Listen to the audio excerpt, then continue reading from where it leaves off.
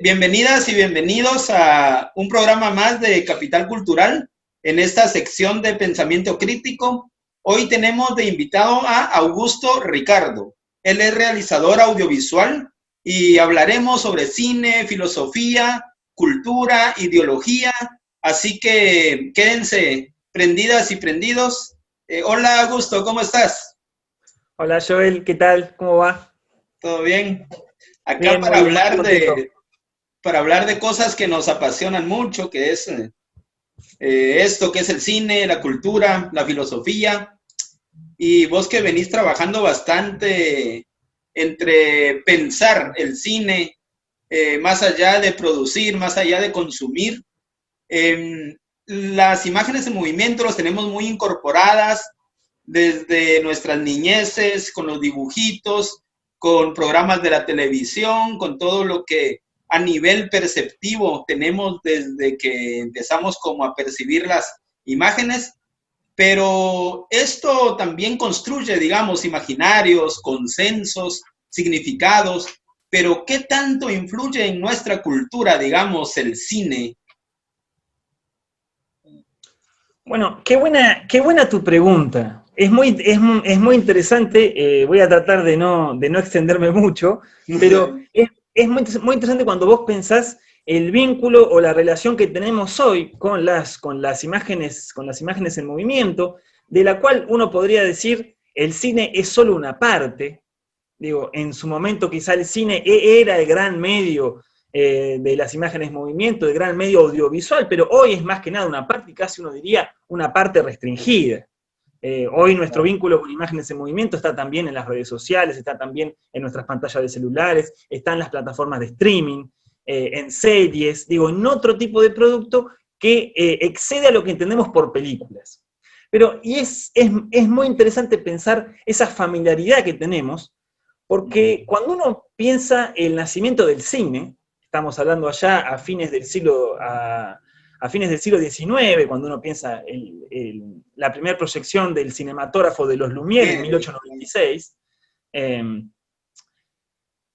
lo primero, lo que llama mucho la atención a los teóricos, a los que se van a poner a pensar en esta cuestión de la proyección de imágenes en movimiento y no simplemente a dejarse fascinar, es justamente la capacidad que tiene el cine, el cinematógrafo, el dispositivo técnico, de lograr una visión o un tipo de percepción que no es la percepción humana.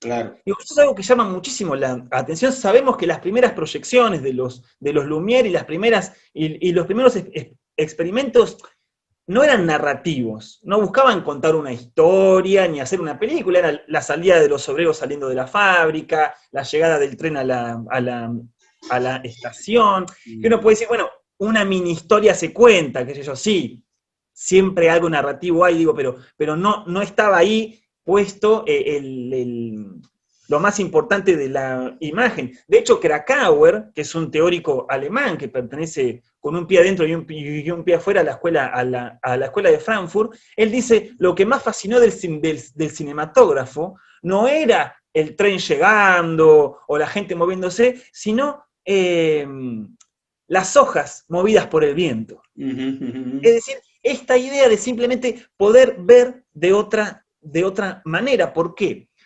Porque vos decís algo que es fundamental, que es la ideología. ¿No? Es decir, cuando uno dice ideología, no está diciendo contenido político. Digo, cuando uno entiende la ideología en términos marxistas, es de alguna manera el lente, los anteojos con los que uno ve siempre el mundo. Uno no tiene un acceso directo a la materialidad del mundo, sino que siempre lo que uno ve, lo que uno está percibiendo, siempre está atravesado por nuestras ideas sobre el mundo, sobre lo que nos parece bello, lo que nos parece feo, lo que nos parece bueno, malo, correcto, incorrecto. Es decir, en nuestra mirada nunca hay un vínculo directo con la cosa, siempre estamos atravesados por juicios, opiniones, ideas, etcétera, ¿no? El concepto. Nuestra mirada es siempre conceptual. Y lo que más le interesa a estos teóricos del cine cuando pueden ver esas imágenes en movimiento y fundamentalmente cuando empieza a haber montaje, cuando empieza a haber distintas imágenes que se pueden combinar para ir contando algo, es justamente la capacidad que tiene el cine de llevar más allá la percepción humana, ¿no? Es decir, nuestra percepción humana, entre comillas natural, está fundamentalmente anclada. Uno siempre está en un lugar y uno siempre puede ver, digo, determinada parte. Siempre hay partes que uno no ve. En cambio, el cine de repente permite estar desde el punto de vista de arriba de un edificio y después bajar a la calle al instante, ver algo de acá, de este lado, del otro. Permite ver algo en cámara rápida, permite ver algo en cámara lenta. Es decir, permite un montón de cosas que nuestra percepción humana no puede. Entonces, a estos teóricos les llamaba muchísimo la atención esta capacidad, dice, por fin hay un acceso a la materialidad del mundo. Por fin, ¿por qué? Porque ya no es nuestro ojo humano, tenemos un dispositivo técnico, una cámara técnica, que es neutra, entre comillas, después, por supuesto, esto va a ser matizado, estoy pensando en los primeros teóricos que están celebrando, ¿no?, el cine. Por fin podemos acceder a la materialidad del mundo. Por fin podemos ver el mundo tal cual es y no tal cual lo vemos nosotros. Porque uno siempre suele pensar, ¿no?, lo humano en el centro del mundo. Y nosotros somos una partecita de un montón de cosas. Entonces, de repente aparecía el cine como gran herramienta que permitía acceder a la materialidad del mundo. Dejarse fascinar por el viento detrás de las hojas, ¿no? Es decir, el viento que mueve las hojas, de repente nos damos cuenta que es un espectáculo fascinante.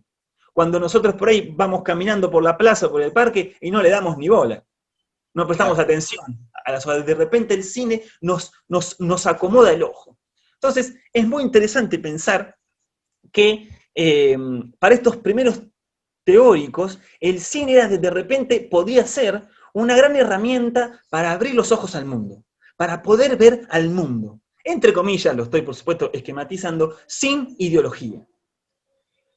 Es muy loco que en 100 años hemos pasado un poco a lo contrario, ¿no? Pensar, guarda, las imágenes nos engañan.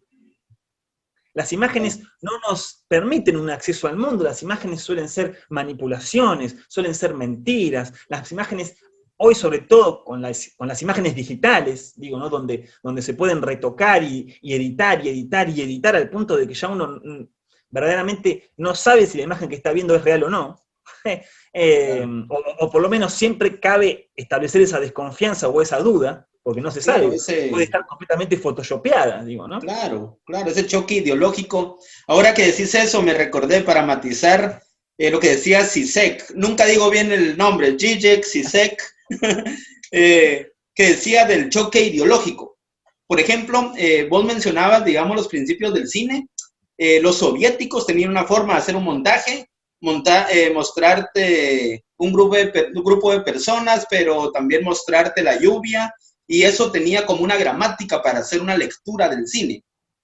Los japoneses tienen otros anagramas, pero los occidentales tuvieron como desde el principio también cierta gramática que está orientada de otra forma, incluso la lectura de un gran plano a llevar a un plano más pequeño, que la retórica es totalmente distinta. Entonces también ese choque ideológico que hay desde principios del cine, entre lo occidental y otras formas de hacerlo. Entonces, claro, y con eso que decía Zizek, de que como nosotros estamos atravesados más por la cultura del cine occidental, en muchos aspectos, ¿no? Por lo industrial, por lo económico, por lo político, pero más que todo, cómo nos atraviesa en lo ideológico. Es como matizando más o menos por ahí lo que venías diciendo, ¿no?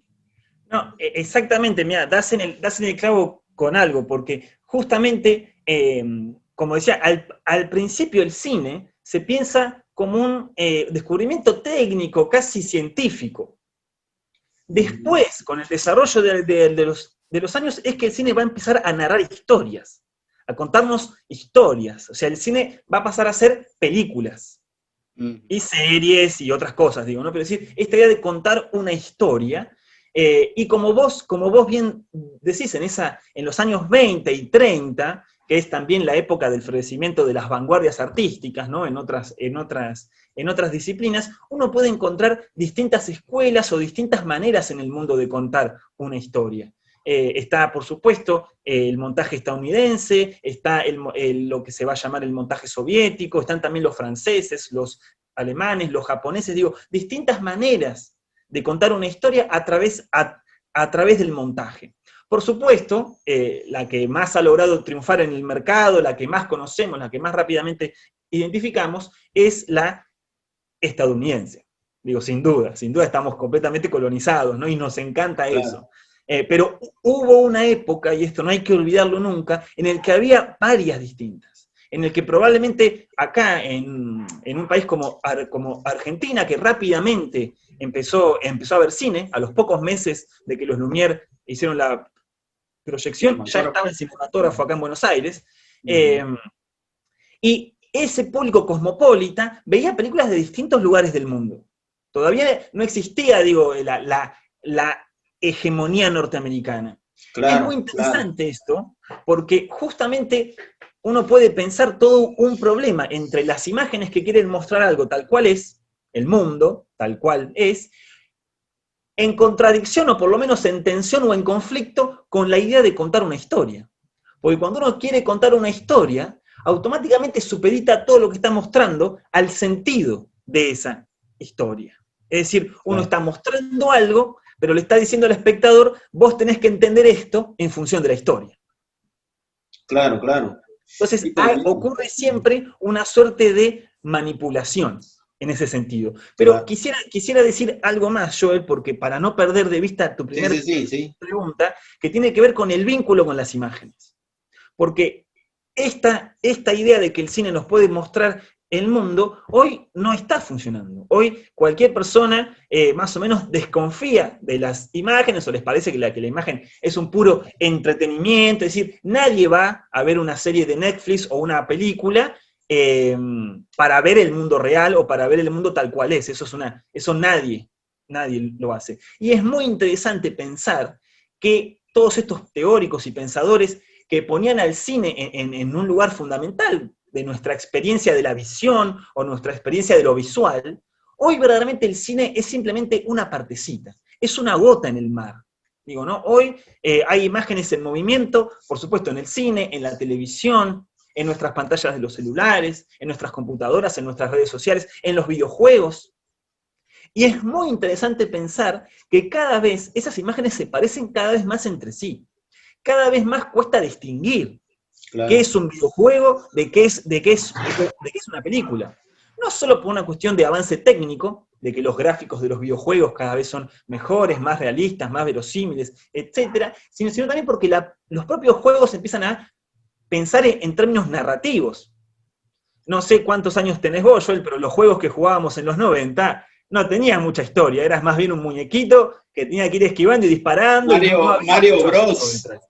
¿Era Mario Bros o no sé si vos jugaste lo de matar patos? Matar patos, recuerdo, exactamente. Sí. Entonces, si bien había algún tipo de germen narrativo, era de alguna manera muy, muy básico. Hoy los videojuegos son prácticamente como películas.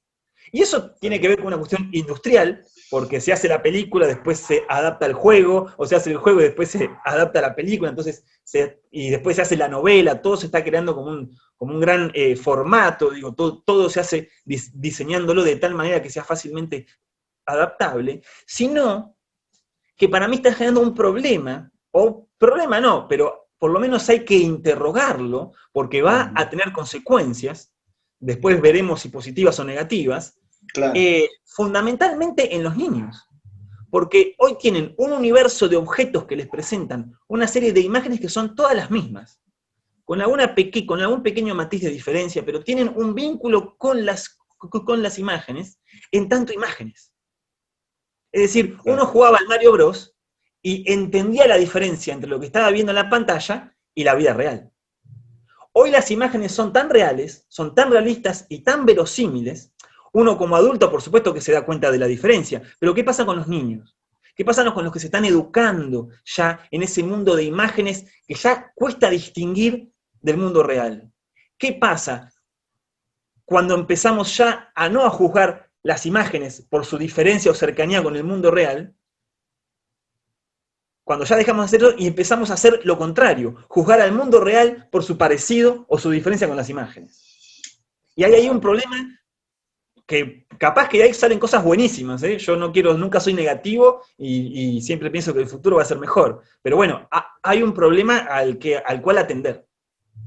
Claro, y también nosotros, ya que mencionar lo generacional, somos de una generación en donde estaba terminando una guerra fría, empezando a desencadenarse un neoliberalismo con un capitalismo salvaje donde la propaganda de Estados Unidos, si bien no era esa competencia con la Unión Soviética, pero sí era como un avance cultural a Latinoamérica. Y recuerdo que a principios de los 90, de que nos pongan todos los fines de semana Rambo, Rocky, que nos pongan las películas. O sea, cómo construyó tantos imaginarios el cine a principios de los 90, que, bueno, quienes somos más o menos de esa generación en donde nos mostraron que Estados Unidos había ganado la Segunda Guerra Mundial, nos dijeron que en Cuba hay una dictadura, nos dijeron que Miami es el lugar, el centro comercial más grande del mundo, donde está la felicidad, donde está Disney,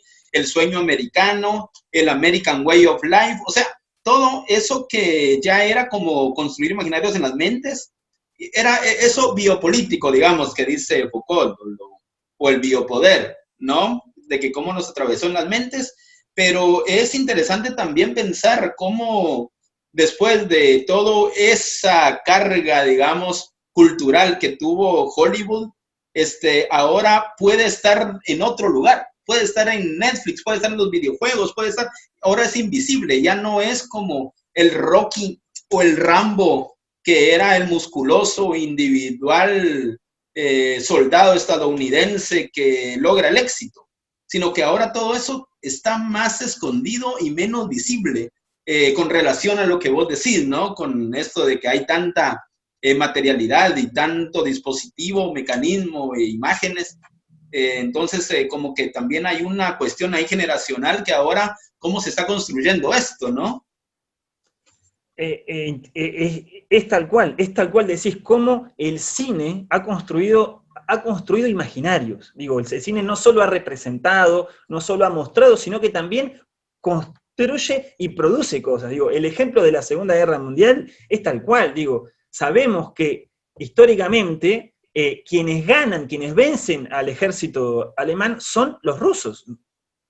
Claro. Son los soviéticos.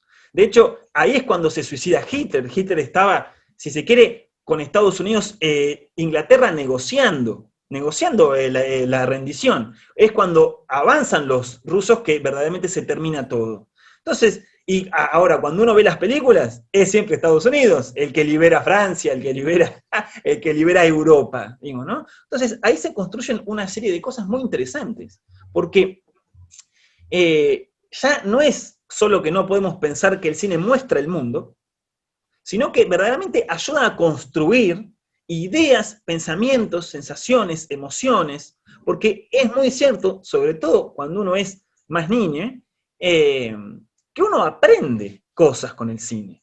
Uno aprende más o menos de qué va el amor, de qué va la familia, de qué van todas esas cosas. A partir la moralidad, ¿no? O sea, qué es bueno, qué es malo, qué es feo, qué es bonito. Exactamente. Todo el tiempo estamos teniendo ese vínculo con las imágenes. Son formadoras también. Entonces, creo que un poco la tarea de los críticos, o la tarea de quien quiera un poco pensar el cine y demás, es siempre un poco la de desenmascarar la ideología. Es decir, tratar de encontrar qué elementos políticos, o qué elementos morales, o qué elementos ideológicos, ¿no? Hay en una imagen estando presentes o estando en todo caso invisibilizados. En este sentido, podemos decir así, que no hay película más política que una comedia romántica de Hollywood.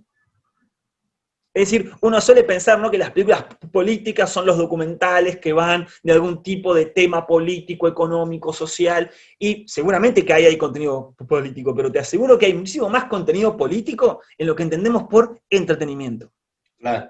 Hay, digo, una bajada de línea constante acerca de cómo debe ser el mundo, cómo debe ser la vida, quiénes son los buenos, quiénes son los malos. Digo, y todo el tiempo estamos como recibiendo esa información y tarde o temprano medio que se te queda en la cabeza. Claro. Digo, ¿no? Después, se va materializando. ¿Por qué te querés casar? ¿Por qué querés ir a los Estados Unidos? ¿Por qué querés tener músculos? Porque en toda tu... Exactamente. Estados Unidos, en cada película, de alguna manera, lo que hace es vender al propio Estados Unidos. Y uno es como, cada película de Hollywood es una publicidad a los Estados Unidos, siempre. De la misma manera, no me quiero poner acá muy detallado, pero de la misma manera que toda película de guerra es siempre una película a favor de la guerra. Por más que la película tenga un contenido o un mensaje crítico o tenga buenas intenciones y busque mostrar los aspectos negativos, desde el momento en que vos construís a la guerra como espectáculo y haces que yo esté entretenido o disfrute del hecho de ver escenas de guerra, ya ahí hay un problema entre lo que se narra y lo que se muestra. Claro. Y por eso es muy importante ese problema, y sobre todo hoy, donde vos muy bien decís, el poder o quienes están detrás de las imágenes está cada vez más invisibilizado. Antes, digo, más en el siglo XX, uno podía pensar, bueno, está tal productor, está el director, son tales actores, digo, como que identificaba ciertos rostros. Hoy, con el formato streaming, con el formato serie y Netflix, lo que uno encuentra es la idea de un diseño de producción. Es decir, vos buscás detalles, o sea, Netflix, está ahí la pantalla, tal serie, le pones más información y te aparece el elenco, te aparece la duración, te aparecen datos menores, no te aparece quién lo hace, quién escribió el guión, quién lo está dirigiendo.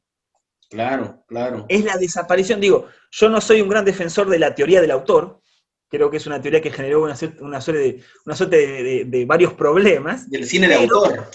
Exactamente, la idea de autor es un concepto problemático, sobre todo en el cine, que es un trabajo de equipo, pero estamos viendo también como la desaparición absoluta de la figura del autor.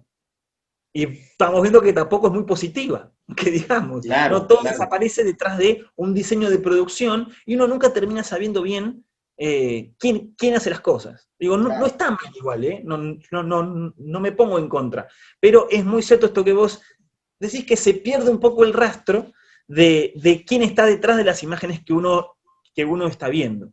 Claro. Y para cerrar esto, sobre todo hoy, fundamentalmente, en que casi todas las películas y producciones audiovisuales están hechas con una pantalla verde detrás.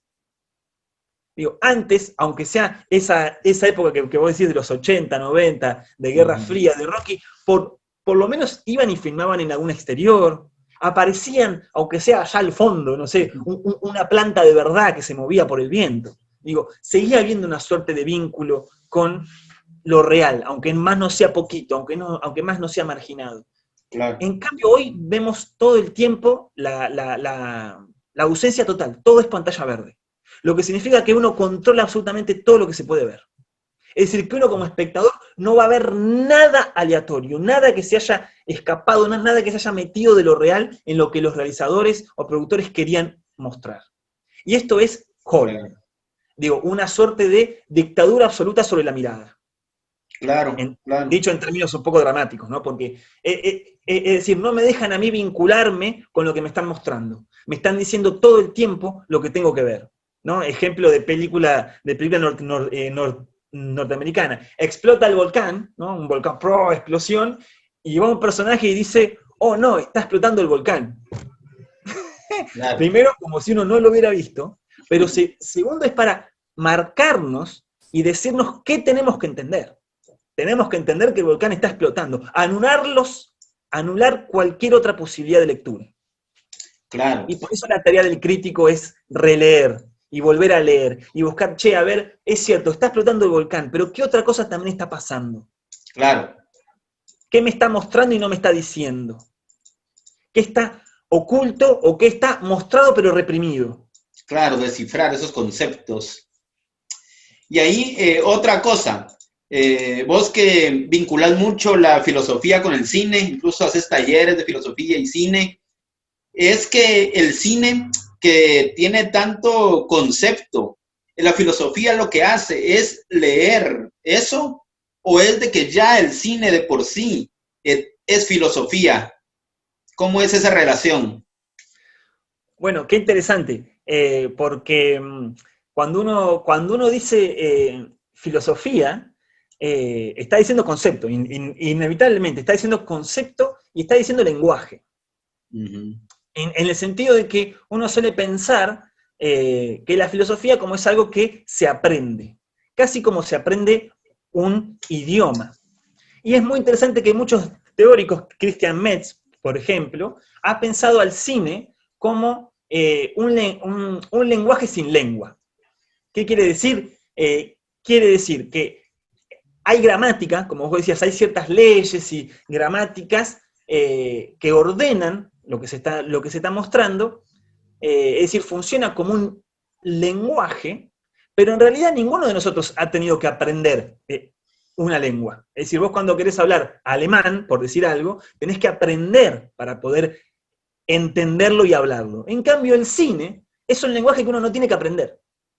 O sea, si uno lo estudia, qué sé yo, puede llegar a ver algo distinto, puede llegar a apreciar algún elemento de puesta en escena, algo, pero en realidad uno no necesita saber de cine para poder mirar cine y disfrutarlo y pasarla bien. En cambio, si vos no sabés hablar alemán y estás hablando con un alemán, no entendés nada, no te entretenés, la pasás mal, digo, ¿no? Entonces, es muy interesante cómo el cine es una suerte de lenguaje no conceptual. Porque, como decían estos teóricos del principio del siglo XX, accedemos al mundo tal cual es. Nos permite ver la materialidad de las cosas. Y uno pensaría la filosofía como algo distinto. Siempre el concepto, siempre el pensamiento, ¿no? Siempre, más que ver y escuchar y percibir, se trata de pensar. De hecho está, ¿no? la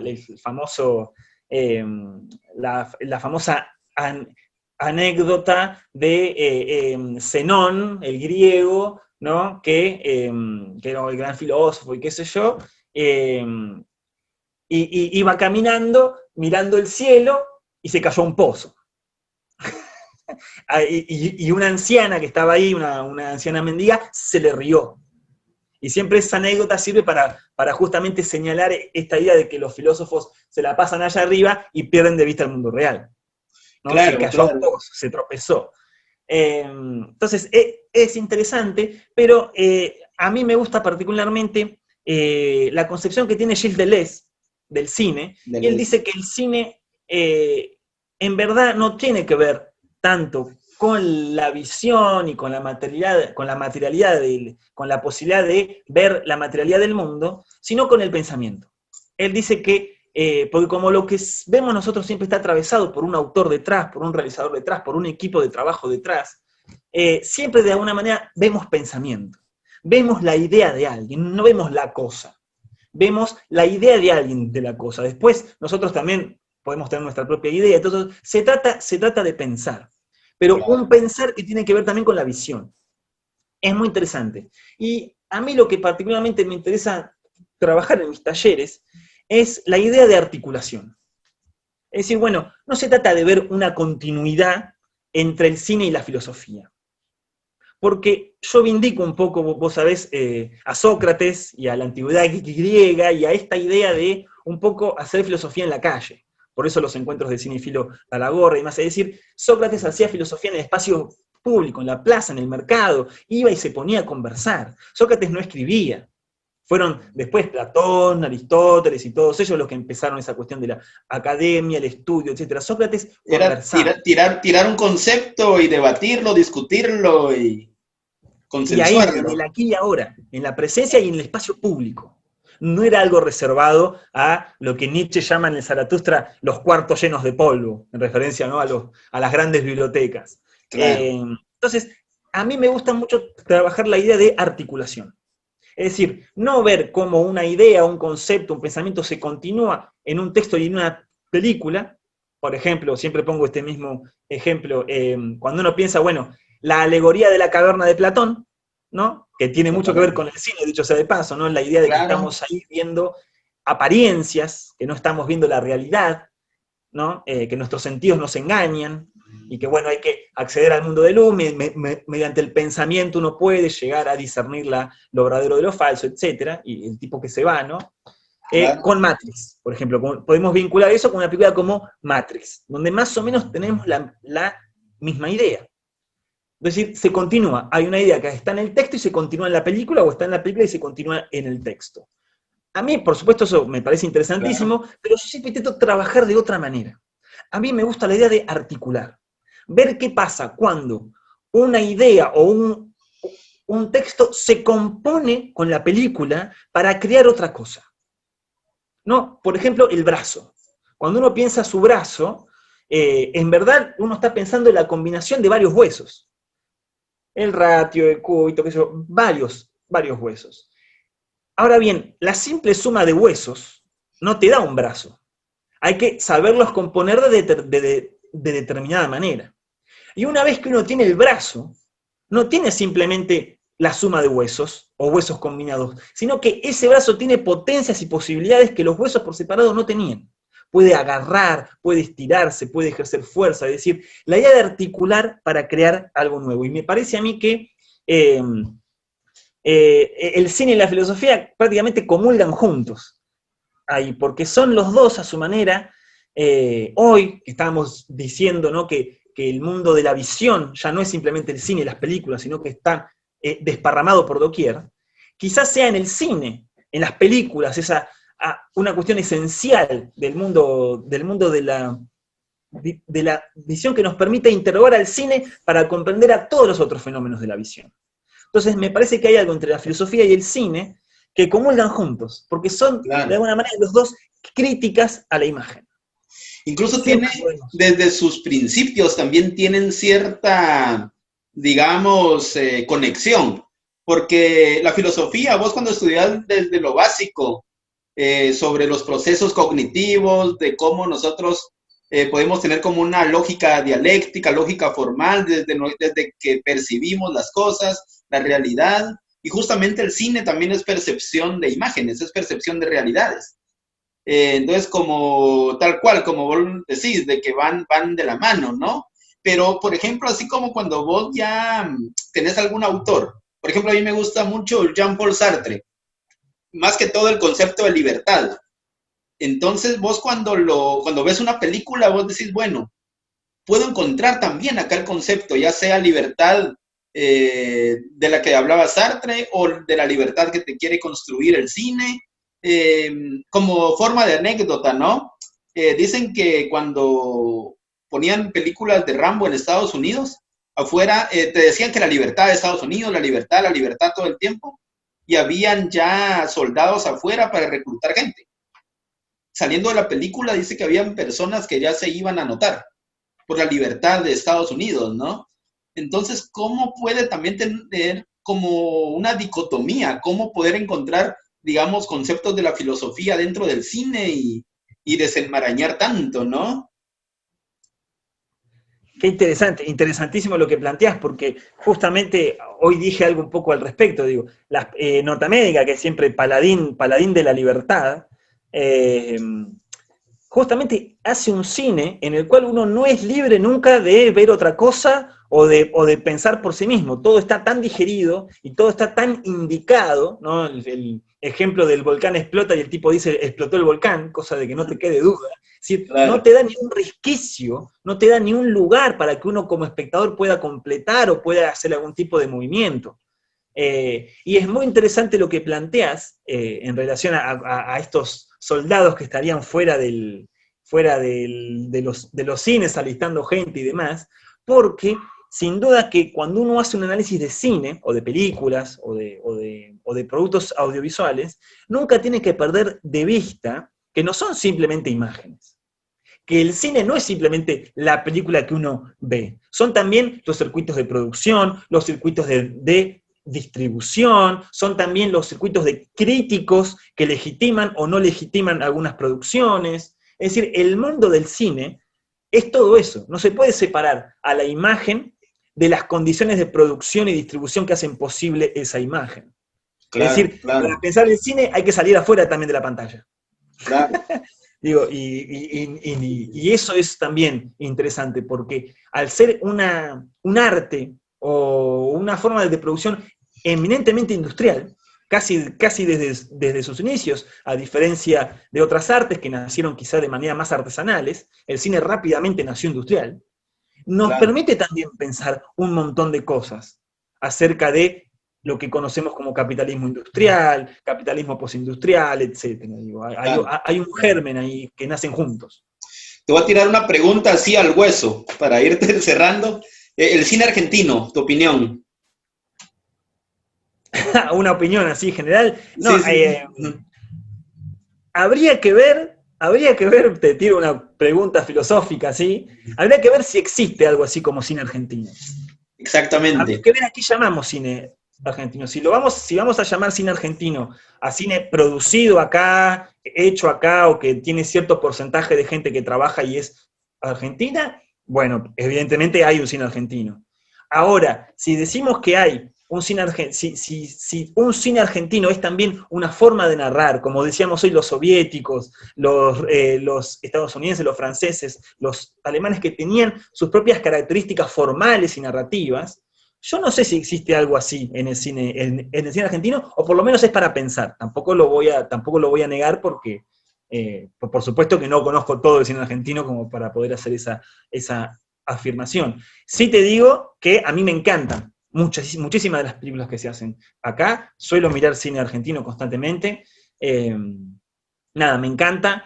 Y nada, no entiendo muchas veces ese odio que hay hacia el cine, hacia el cine argentino, porque muchas veces, aunque quizá no haya una identidad y demás, y no haya características que uno encuentre recurrente en todas las películas, suele ser un cine que le deja al espectador, o que busca dejarle al espectador cierto margen de libertad, para que piense, para que reflexione, para que elija cómo vincularse ante algo. Y eso es muy valorable. Es muy valorable que gran parte de nuestra industria, con mayor o menor éxito, con mayor o menor fortuna, no intente simplemente replicar los modelos que vienen de afuera.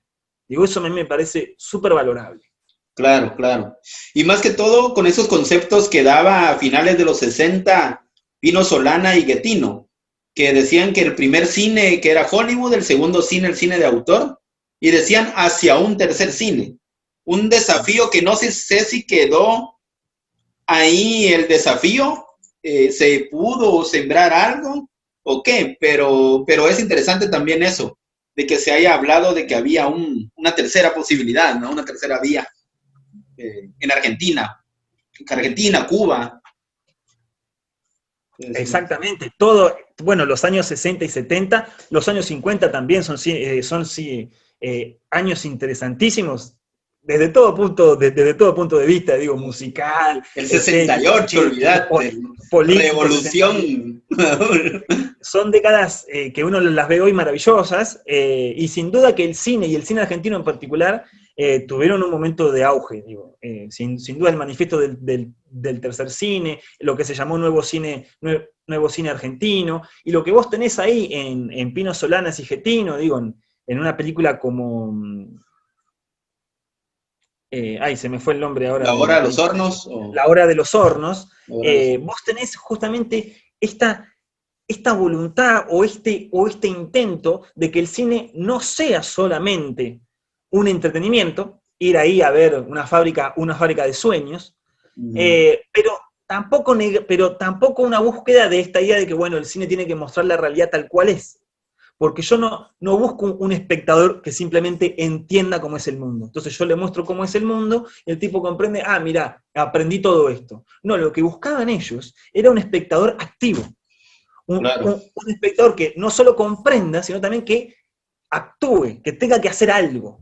Digo, es un momento histórico fabuloso y hay cosas interesantes para pensar justamente, bueno, la idea de un cine que busque la actividad del espectador y no el puro consumo pasivo de imágenes. Claro, claro. Bueno, ya para ir cerrando, podríamos pasar horas y horas charlando, pero esas cosas nos dan tiempo. Así que, bueno, ahora que estamos en cuarentena, ahora que el mundo está dado vuelta, eh, películas, lecturas, cosas que nos puedas sugerir, aparte de tus talleres, que dicho sea de paso, podemos también mencionar algo. Bueno, les recomiendo mucho mi taller para pasar lo que queda de la cuarentena.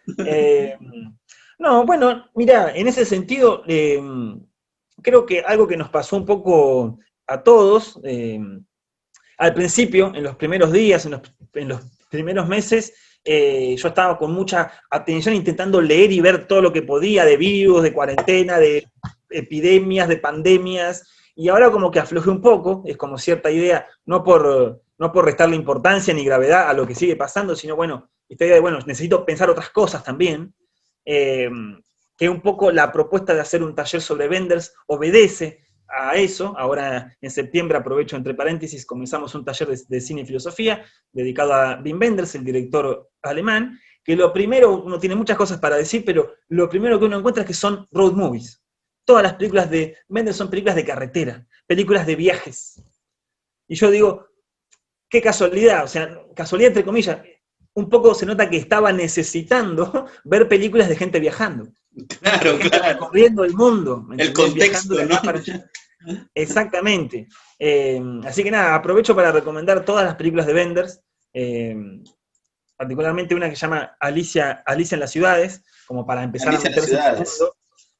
Nada, son películas de viajes, que me parece que es un poco lo que estamos necesitando, y Wenders para mí logra combinar muy bien esta idea de cierta eticidad en las imágenes, o sea, cierta ética, de mostrar un poco el mundo tal cual es, pero en tensión también con contar algo que sea entretenido. Podemos decir, Wenders es un director interesante, complejo, pero nunca deja de ser entretenido.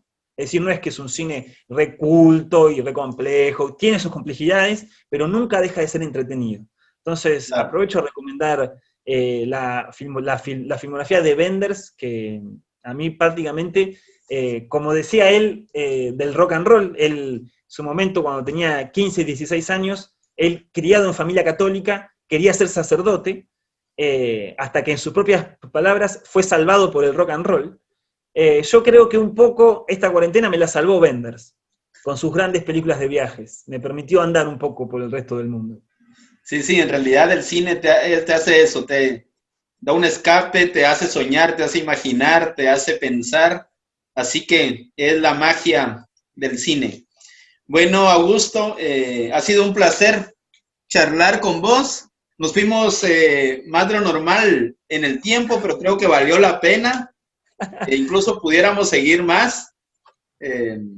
Y bueno, estuvimos con Augusto Ricardo, él es realizador audiovisual, estuvimos hablando de cine, de cultura, ideología y matizando un montón. Así que, bueno, ha sido un placer.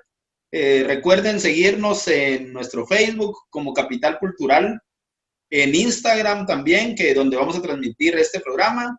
Así que, bueno, te agradezco mucho el tiempo, Augusto, y espero que para la próxima, según vayan sucediendo cosas, podemos seguir hablando de más temas. Bueno, genial, Joel. Muchas gracias a ustedes por la invitación siempre, y siempre encantado de conversar con vos. Aprovechar nomás el chivo para decir que me pueden seguir también en las redes sociales desde el taller de cine y filosofía, en Instagram, Facebook, Twitter, y ahí está también toda la información del taller nuevo que le vamos a dedicar a Wenders en septiembre y octubre. Bien, taller de cine y filosofía, recuerden. Buenísimo, bueno, gracias, Augusto. Gracias. Muchas gracias.